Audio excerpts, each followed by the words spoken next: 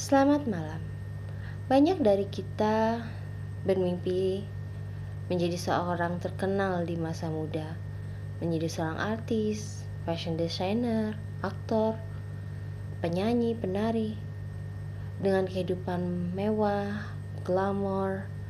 Akan tetapi manusia akan tersadar bahwa hidup dengan penuh kebebasan dan biasa saja lebih baik daripada tuntutan seorang artis, dari tuntutan pekerjaan, skandal, paparazi, bahkan opini masyarakat tentang pribadi dari seorang artis tersebut.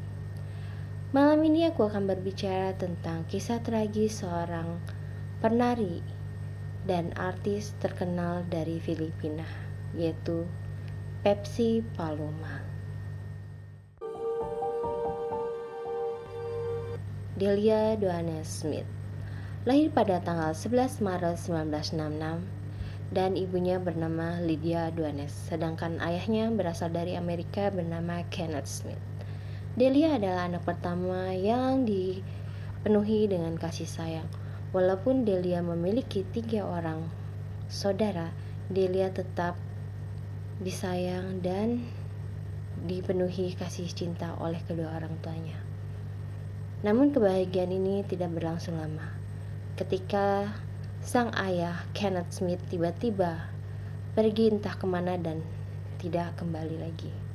Sebagai seorang ibu, Lydia Duanes Smith ini terus berjuang menafkahi anak-anaknya, terutama untuk pendidikannya. Delia yang anak pertama sadar akan perannya, ingin membantu ibunya menjadi kakak yang baik dengan membantu dalam keuangan untuk mensekolahkan adik-adiknya dan memberi penghidupan yang layak untuk keluarganya. Pada usia 14 tahun, Delia bertemu dengan seorang pencari bakat bernama Tita Esther. Tita Esther ini bekerja pada sebuah PH dan manajernya bernama Ray de la Cruz. Delia saat itu bertemu dengan Tita Esther, kemudian dia ditawari untuk masuk ke dalam dunia hiburan dan Delia tidak menyia-nyiakan kesempatan ini. Dan akhirnya di umur yang masih muda, 14 tahun, Delia terjun ke dunia hiburan.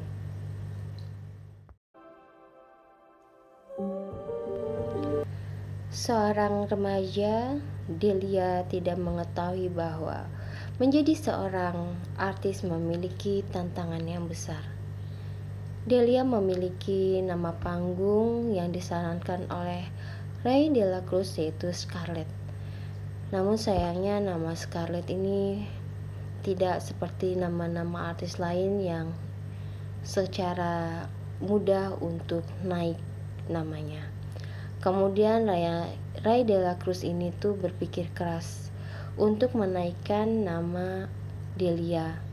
Akhirnya dia tuh teringat kalau dia tuh pernah ngebentuk suatu grup yang isinya tuh perempuan semua, ada 3 dengan grupnya namanya Soft Drinks Beauty. Soft Drinks Beauty Group memiliki 3 member.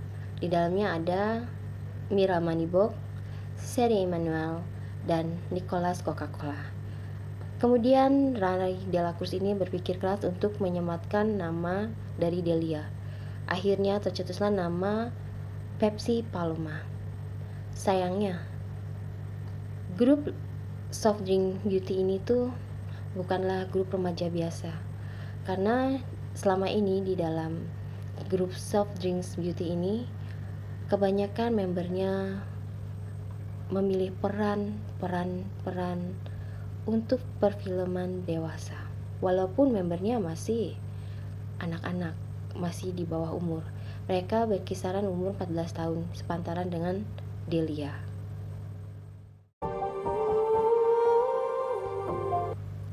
Delia yang sudah memiliki nama panggung dengan nama Pepsi Paloma memulai debut filmnya dengan judul Brown Emmanuel.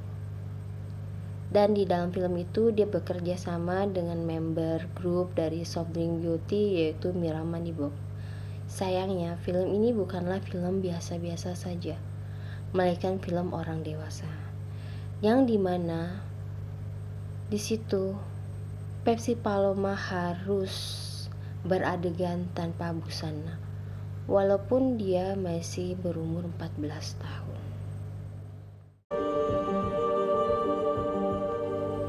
Pada tahun 1980-an merupakan puncak era perfilman Filipina. Bukan hal yang tabu lagi untuk artis atau aktor yang masih di bawah umur ini beradegan tidak pantas, karena mereka saling berlomba-lomba untuk menuju popularitas dan ketenaran. Dan saat itulah Pepsi Paloma terjerat dalam situasi ini. Sebagai anak muda, dia pun dieksploitasi dengan peran-peran film dewasa. Dan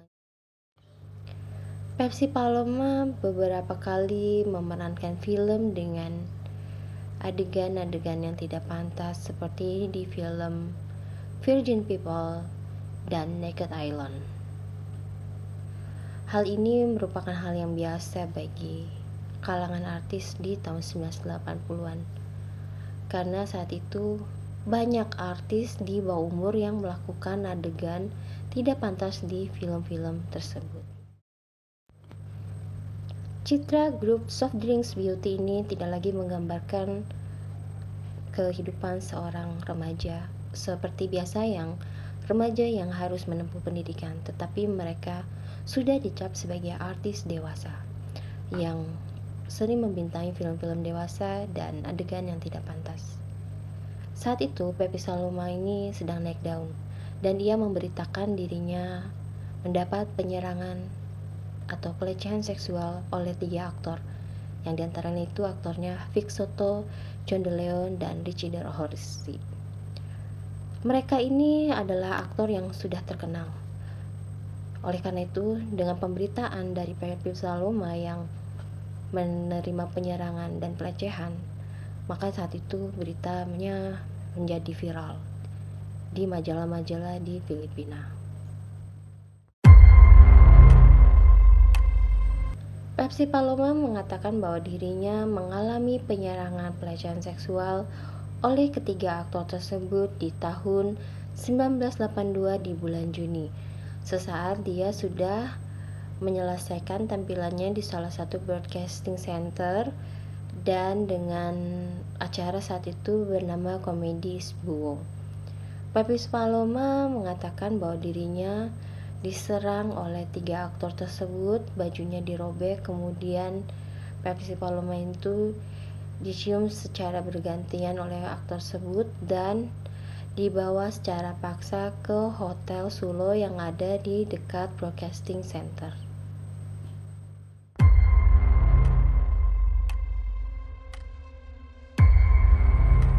Di kamar nomor 210 di Hotel Sulo, kejadian penyerangan seksual terhadap Pepsi Paloma itu terjadi.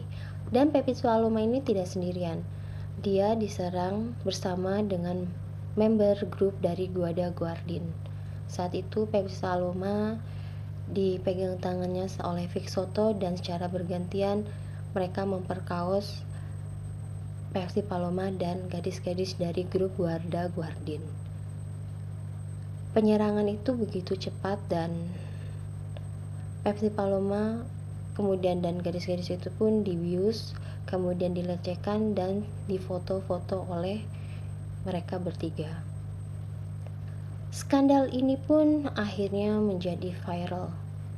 Banyak yang memihak dari aktor ini dan menyudutkan Pepsi Paloma karena Pepsi Paloma adalah artis yang baru naik daun, sedangkan ketiga aktor ini adalah aktor yang sudah lama terkenal dan sudah banyak membintangi perfilman Filipina.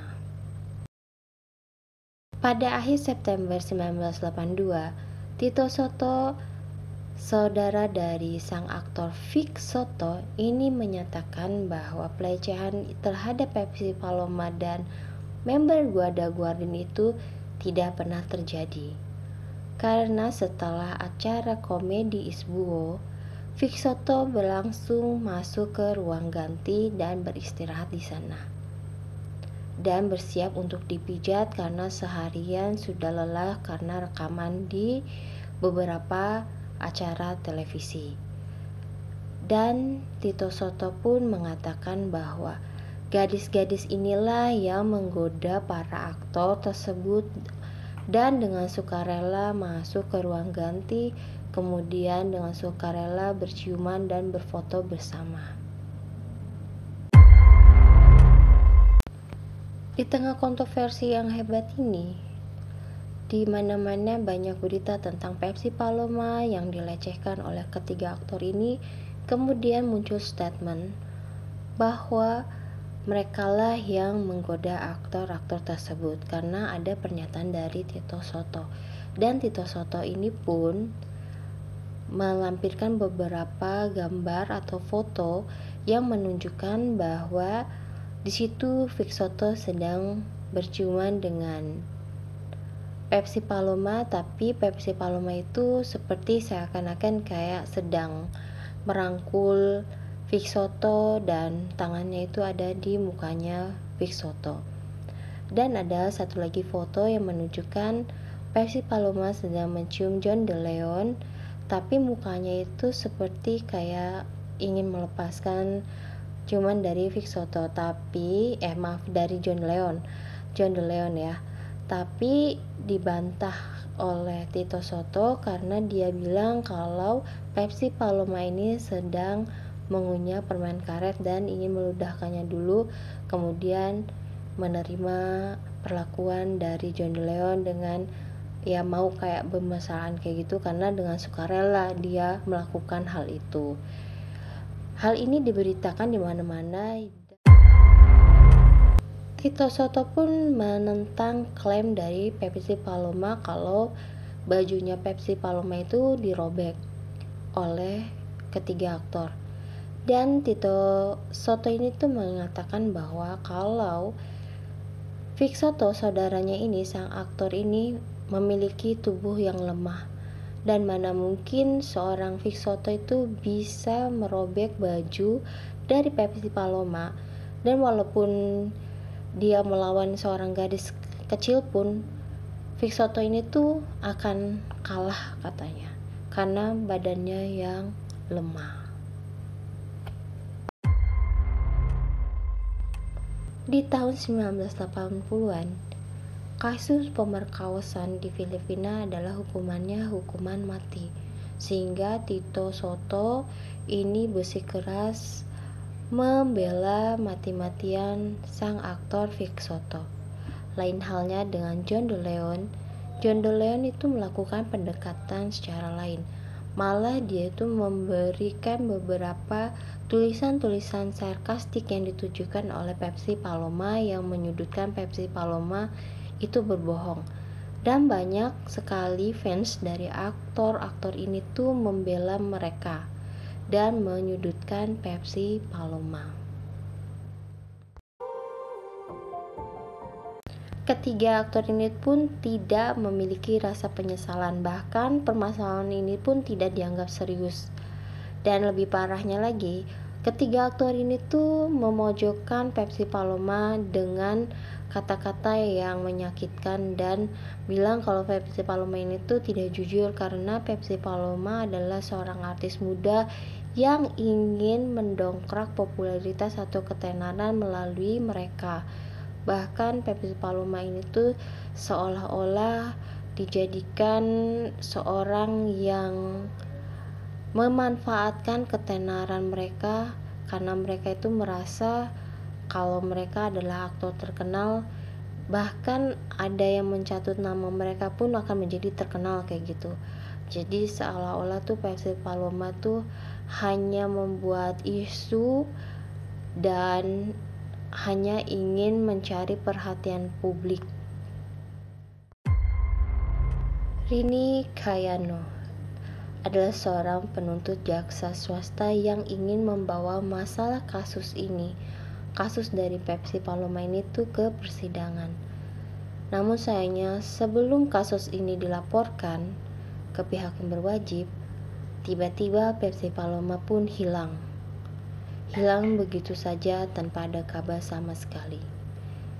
Dan setelah beberapa bulan baru ditemui bahwa Pepsi Paloma ini tuh telah diculik oleh Bian Benito Benulo Mendoza, seorang rekanan kerja dari keluarganya Vic Soto dan para aktor tersebut.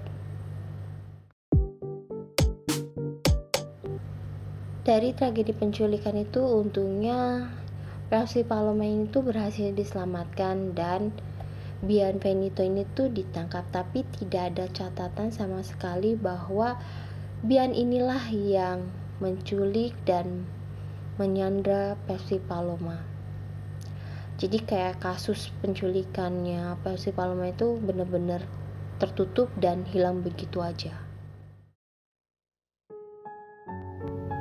Pada tanggal 13 Oktober 1982, setelah 3 bulan insiden penyerangan pelecehan seksual terhadap Pepsi Paloma dan gadis Guada Guardin, terjadi perubahan yang signifikan. Ketiga aktor yang melakukan penyerangan tersebut itu mengakui kesalahannya dan meminta maaf kepada publik, dan disiarkan secara langsung di televisi dan di jurnal rakyat. Kontroversi tentang Pepsi Paloma belum berakhir. Pepsi Paloma mengatakan bahwa dia disuruh menandatangani beberapa surat oleh Tito Soto dan dia diintimidasi oleh Tito Soto dengan senjata api. Rumor yang beredar dari beberapa berita dari majalah yang menuliskan tentang berita Pepsi Paloma menandatangani surat-surat, dan ada juga media berita lain yang mengatakan bahwa Pepsi Paloma dan ibunya tidak menandatangani surat-surat dari Tito Soto. Setelah insiden kejadian itu, Pepsi Paloma pun akhirnya berhenti dari dunia hiburan. Dia pindah ke Makati bersama pacarnya. Dan di situ banyak berita rumor tentang Pepsi Paloma, berita-berita miring kalau dia itu menyalahgunakan narkoba dan melakukan aborsi. Di tahun 1983, akhirnya Pepsi Paloma memutuskan untuk kembali ke dunia hiburan. Kala itu badan Pepsi Paloma sangat kurus dan tidak terawat. Oleh manajernya Ray De La Cruz, dia dirawat di klinik pribadi dan mulai menerima beberapa peran dari film.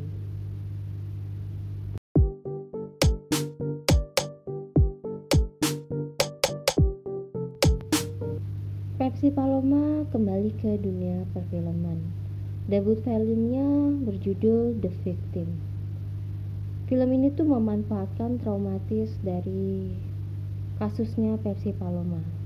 Hampir mirip dengan cerita penyerangan pelecehan seksual terhadap Pepsi Paloma. Jadi film ini tuh sempat booming dan benar-benar menguntungkan, dan memang banyak dari situ Pepsi Paloma mendapatkan uang. Akan tetapi Pepsi Paloma tidak disadari oleh beberapa orang terdekatnya bahwa Pepsi Paloma ini, yaitu Delia, memiliki gangguan kesehatan mental. Ia depresi dan stres. Tragisnya, pada tanggal 31 Mei 1985, Delia alias Pepsi Paloma ini ditemukan tergantung di lemari apartemennya di Quezon City. Delia ditemukan oleh adiknya Zelda White dan pacarnya Jose Sanchez 6 jam setelah ia menghilangkan nyawanya. Zelda mengutarakan bahwa Delia tidak seperti orang yang sedang depresi atau terkena gangguan kesehatan mental. Karena saat itu Delia dan Zelda beserta pacarnya Jose Sanchez itu sedang makan siang bersama. Delia ceria seperti biasa, dan setelah makan siang bersama, Delia itu mengatakan kepada adiknya dan pacarnya kalau dia mau tidur siang dan jangan ada yang mengganggu dia. Kemudian Delia mengunci pintunya, dan sekitar jam 3 sore pacarnya ini tuh nelpon ke Delia, tapi tidak ada yang mengangkat. Pacarnya Delia, Jose Sanchez, ini tidak menaruh curiga karena mungkin Delia masih tidur.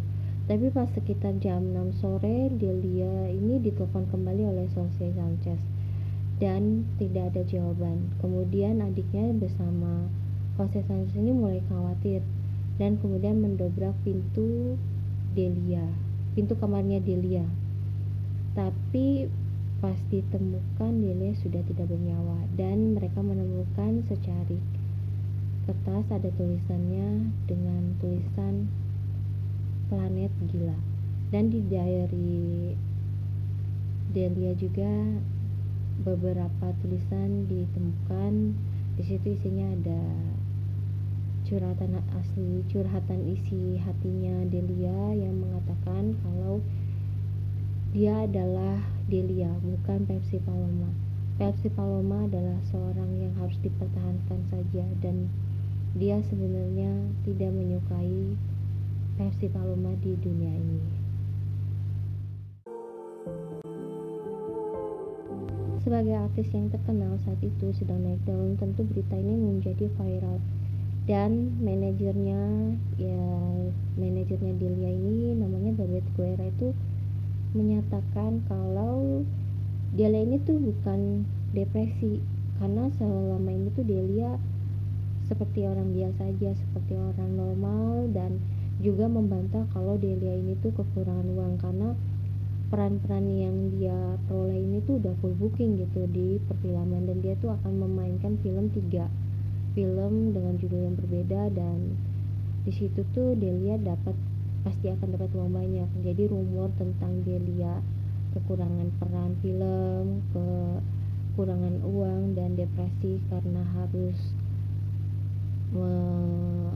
sekolahkan adiknya, harus menanggung beban tanggung jawab sebagai tulang punggung, itu dibantahkan semua oleh David Guerra. David Guerra malah mengarah kalau mungkin saja Delia ini memiliki traumatis tentang kehidupannya yang kelam terhadap dirinya, karena dirinya itu pernah mengalami pelecehan seksual. Delia meninggal pada umur 18 tahun, masih muda, dan sebenarnya karir Delia di dunia perfilman ini tuh cukup bagus. Tapi sayangnya Delia memutuskan untuk mengakhiri hidupnya. Sekian cerita dari aku malam ini. Terima kasih. Bye.